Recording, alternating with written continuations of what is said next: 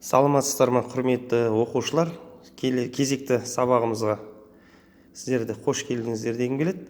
Біз енді бүгін осы видео сабақта Қазақстан тарихынан келетін ұлттық бірыңғай тесттегі сұрақтарды талдаймыз. Енді бұл нұсқа осыдан бір 2-3 жыл бұрын сіздер сияқты бітіруші түлектер тапсырған. Бірақ ішіндегі сұрақтар әлі күнге дейін өте актуалды, көп тесттерде келіп жатады. Соны талдайық сіздермен. Аргипей сөзінің латын тілінен аударғанда мағынасы ақжалды жүйрік аттардың иелері. Жауап өте дұрыс. Қазақстанның солтүстік батысындағы Еділ мен Жайықта құрылған орта ғасырлық мемлекет, әрине ол Ноғай ордасы. Жауап дұрыс. Ноғай ордасының астанасы Сарайшық.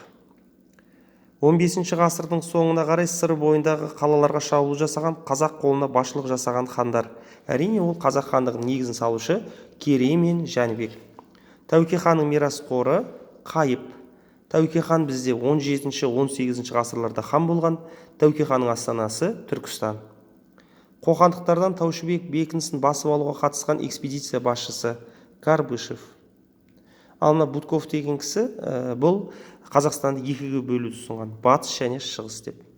Ал Шоқан Уәлиханов 1855 жылы Гасфорд экспедициясына қатысқан. 1916 жылғы көтеріліс кезінде Торғай уезін қазақтар хан етіп сайлады Жанбосыновты. Ал Сардарбегі Амангелді Иманов. Бұл кісі Сардарбек. Негізі 1916 жылғы ұлт азаттық көтерілісінің ірі орталықтары Торғай мен Жетісу. Қола дәуіріндегі жоғары дінбасылар, абыздар. Олардың ерекшелігі ерекше бас киім киген, және қолдарында тостақандары болған. Сармат қоғамында әскери демократия қатысты ерлер мен әйелдерге. Сармат тайпалары еліміздің батысында тұрған. Қарлұқ қағанаты 756 жылы осы мемлекеттің әлсіреуі нәтижесінде құрылды. Ол Түркеш қағанаты. Қарлұқтар мен түркештердің астанасы Суяб деп аталады. Қарлұқтар 200 жылға жуық өмір сүрген.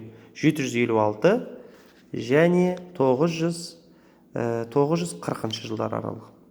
Бұланды өзенінің бойында қазақ қолы жоңғарларға ойсырата соққы берген жер Қара Сиыр. Өте дұрыс жауап, Қара Сиыр болады. Пугачев көтерілісінің ерекшелігі, оған башқұрт, татар, қазақтар қатысқан. Пугачев көтерілісі бізде 1773-1775 жылдар болған. Пугачев көтерілісі. Оған кіші жүз және орта жүздер қатысқан. Бөкей ордасындағы көтеріліс кезіндегі ірі шайқастар Тастөбе және Ақбұлақ. Бөкей ордасына көтеріліс 1836-1838 жылдар болған. Исатай мен Махамбеттің көтерілісі. Бөкей ордасы да Ноғай ордасы сияқты Еділ мен Жайықта орналасқан.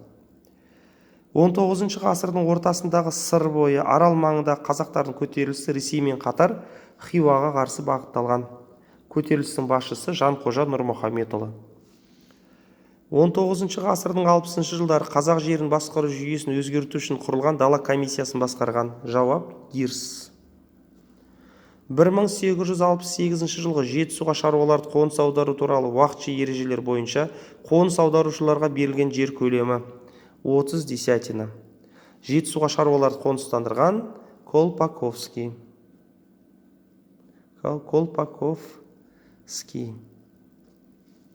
1920 жылы қазанда Қырғыз АКСР кеңестерін құрылтай съезі өткен қала Орынбор.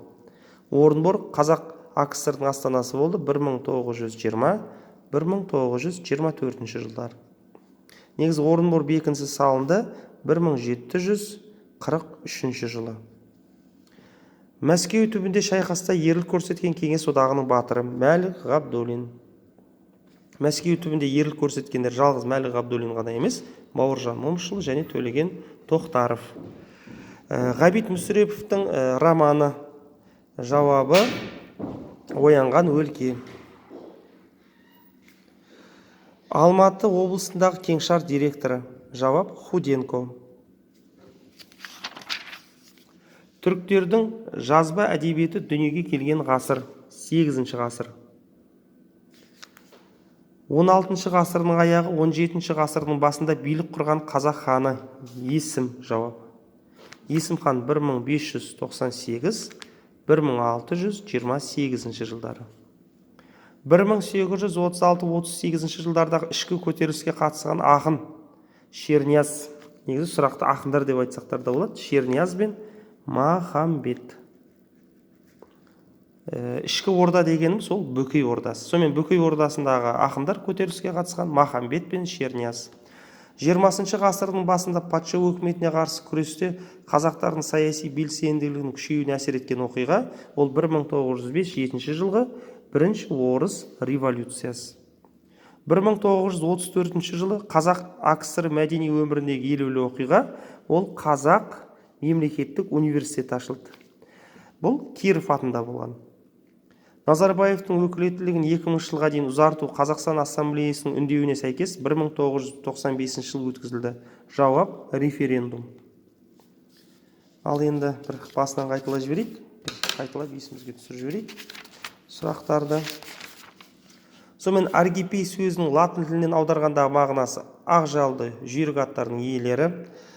Еділ мен Жайықта орналасқан мемлекет Ноғай ордасы. 15 ғасырдың соңында сыр бойында қалаларға шабуыл жасаған қазақ қолына басшылық жасағандар Керей мен Жәнібек, Тәуке ханның мирасқоры Қайып, Таушыбек бекінісін басып алуға қатысқан экспедиция басшысы Карбышев, 1916 жылғы ұлт азаттық көтеріліс кезінде Торғайдың ханы Жанбосынов, Сардарбегі Амангелді Иманов. Қола дәуіріндегі жоғары дінбасылар абыздар, сарматтардың қоғамында әскери демократия қатысты болды. Ерлер мен әйелдерге Қарлық қағанаты 756 жылы осы мемлекеттің әлсіреу нәтижесінде құрылды. Ол Түргеш қағанаты. Түргеш қағанаты өмір сүрді бізде 704-756.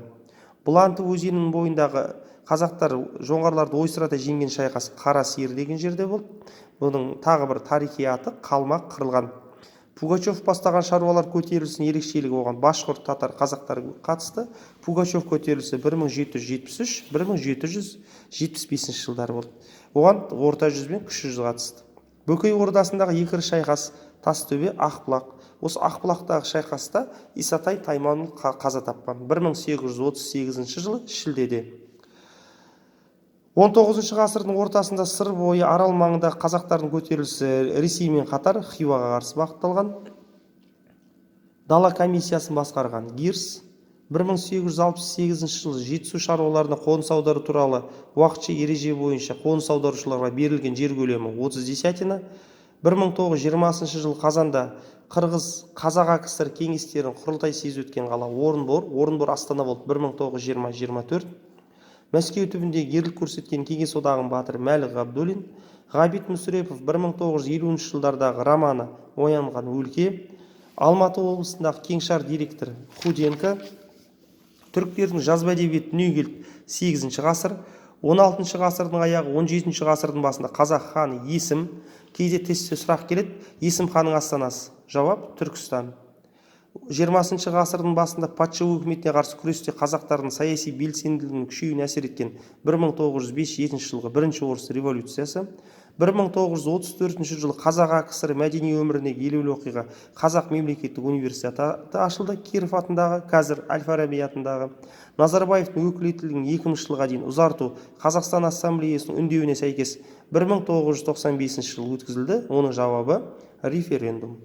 Барлықтарыңызға, тыңдағандарыңызға рахмет. Алдағы уақыттарда бәріңе сәттілік тілеймін.